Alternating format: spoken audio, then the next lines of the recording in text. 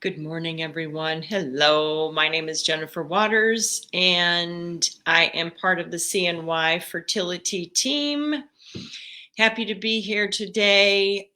I have a couple minutes before I am going off to work, and I wanted to share with you some tips and advice, information regarding what we know as the 2-week wait.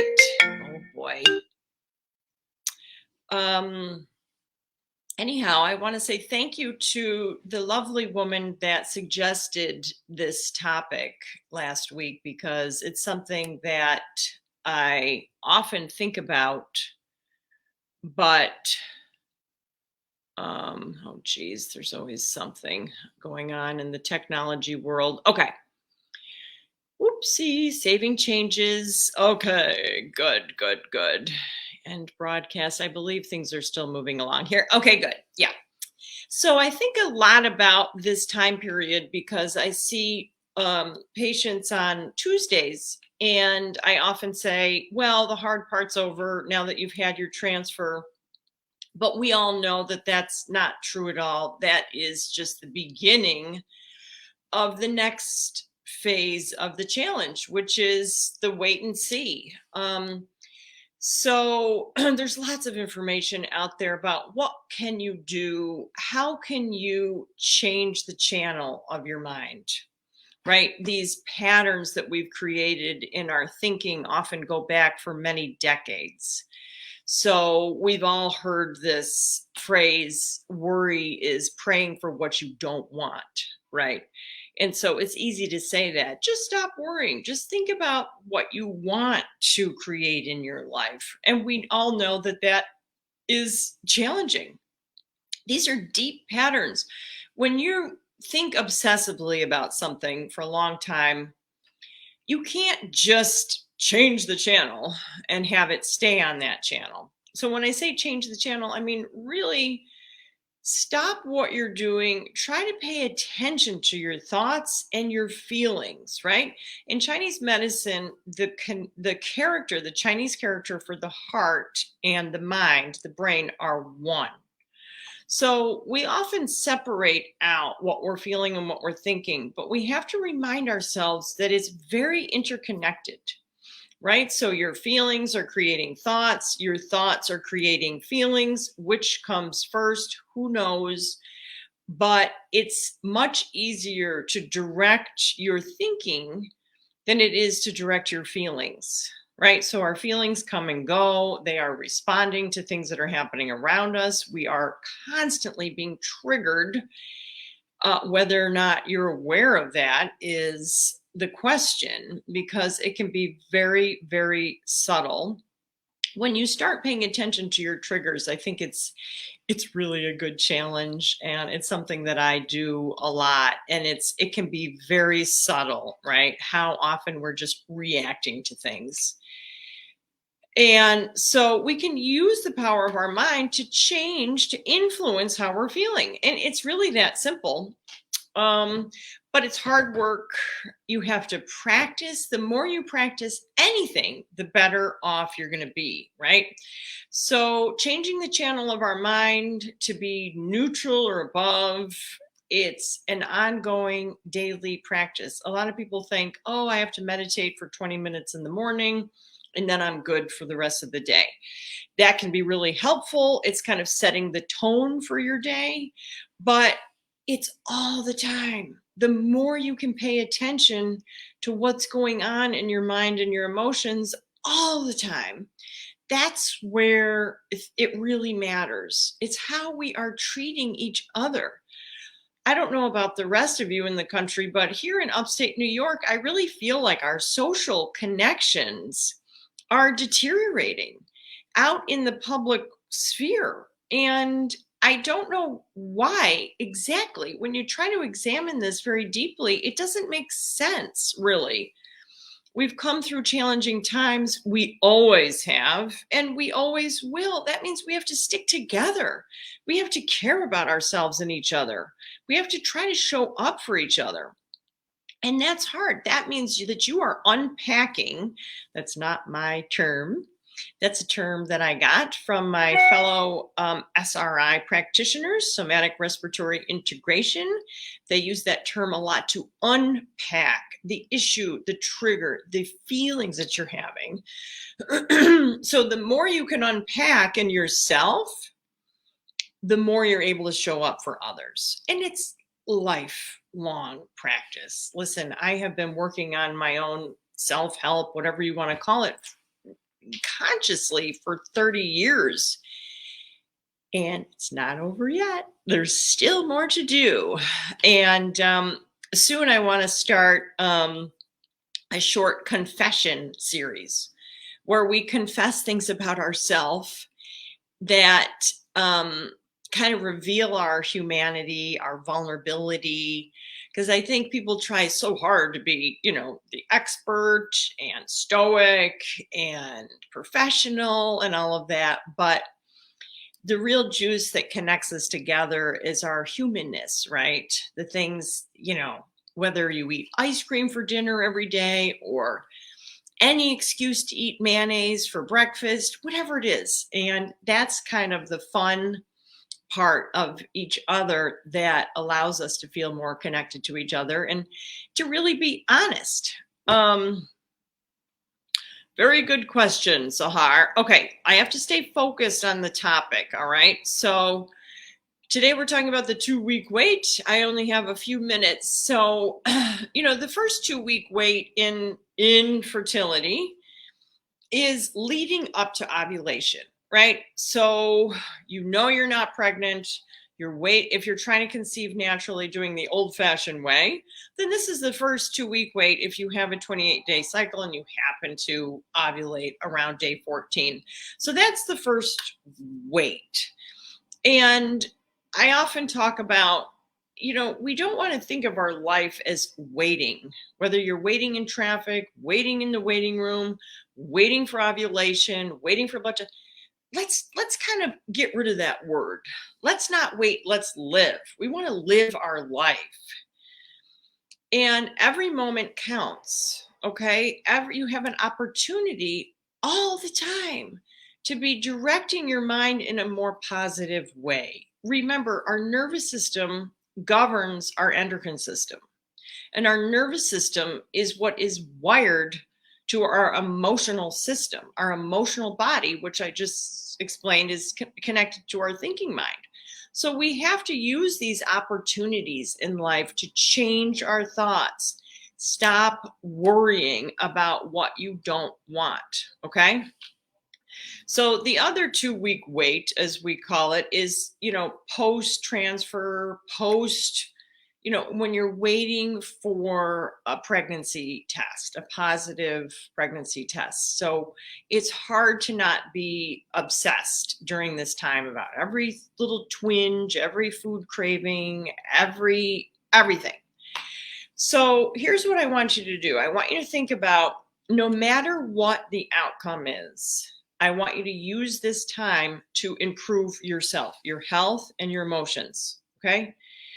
So a lot of folks, struggle, whether it's with COVID or other viral infections or whatever. And I tell everybody in the clinic, use this time to support yourself so that when you come out the other side, you are better and stronger. Okay. So there's lots of things, whether it's lifestyle, targeted supplements really help. You may not feel a benefit right away, but if you do something for 2 weeks, you will feel a difference. You will. This is supporting your health on a cellular level. So there's lots of things to do, irregardless. Of course, we want you to have a positive result.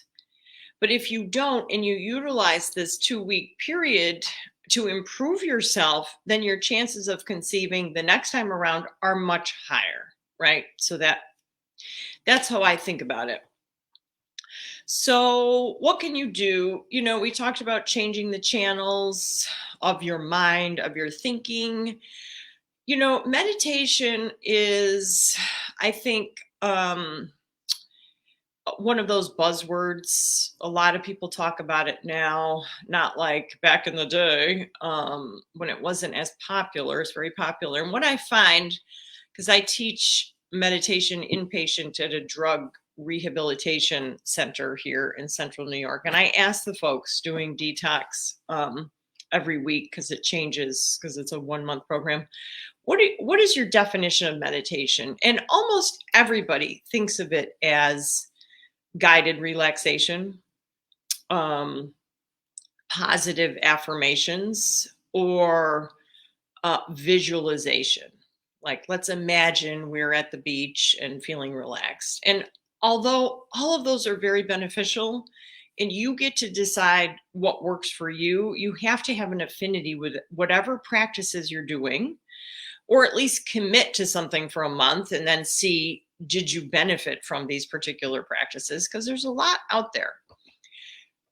The way that it was explained to me by people much wiser than myself is really, meditation is the blade wheel of mind reform, is the quote that I always come back to. To really change your mind, your thinking, this is not for the faint at heart, right? You have to really be serious with yourself in a way. You can do it in a lighthearted atmosphere, but you have to cut off your negativity at the root. And that's not easy, because it's very ingrained in us, our certain ways of thinking, our certain ways of patterning. A lot of it began in utero. So here's the other thing about this 2-week window. If you are pregnant, if you have a positive pregnancy test, this is an important time, because your nervous system is now affecting your babies. And you don't want an anxious baby. You don't want a fear-based baby, which becomes an adult, obviously. Rarely anybody says to me, oh, I really want to have a teenager. They always say they want to have a baby, but babies, as we know, become adults. And how you're wired in utero really matters. So you have to be serious about changing yourself in order to affect your unborn child. So it's about learning to pay attention to your thoughts, strengthening your mind through the practices of concentration, right? Learning to concentrate your mind on one thing. Often we talk about focusing on the exhalation, and you can do that by combining it with a sound. You can combine it with counting. Whatever you decide to do, choose one thing and do it well. So this is a very potent vehicle for transformation. You may not see it right away, but I can tell you, having practiced focusing on focus itself, it's well worth the time. And we, as a society now, we are completely distracted. There are so many car accidents now, and we know it's all from distraction. It's terrible. So we have to even work harder now to offset the collective consciousness, which is being led into chaos and distraction. So we have to really get good at grounding ourselves, being clear what we're going to focus on, and how often, and how we're going to do it. What else? Laughter. I think this is a good time. This 2-week wait is a good time. Find things that make you laugh, please. There's some really good comedians out there. Don't watch these serious, horrible Netflix shows on serial killing and all of this stuff. We are co-creating our world. And I feel personally, Netflix and Amazon Prime and all of these big tech people have a responsibility to show things that are neutral or above, but not horrible. Because if 2 million people watch a show on mass murdering, collectively, we are creating this. I do believe this. So please be clear, be aware of what you're watching, what you're taking in. We don't want to create this kind of world. We have a lot of power collectively to influence our lives and our communities. So Self-care, there's lots of things that you can do in the self-care world, depending on your time, your location, your budget, whether it's massage, Reiki, phototherapy, acupuncture. Use this time to improve your health. Tapping is another thing that I like. You can go on YouTube and look into the emotional freedom technique. There's great ways you can tap.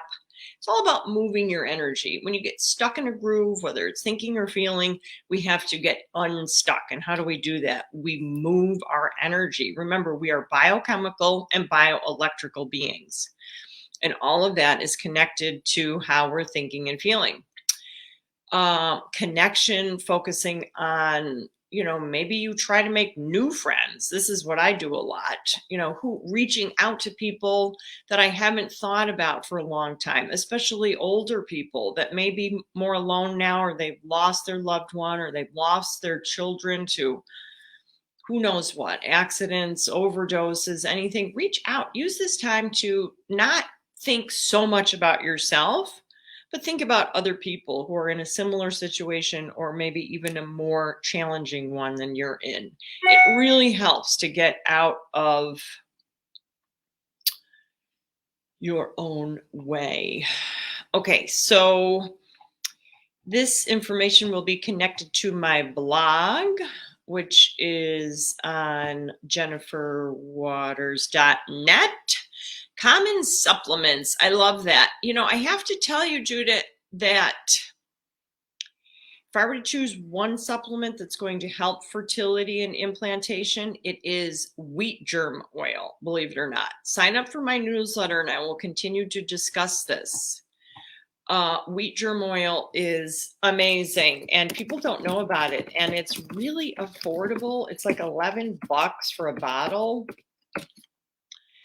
So I don't want to give a lot of medical advice. Email me if you have more questions. You are very welcome. Thank you for your interest in your life and your health and supporting each other.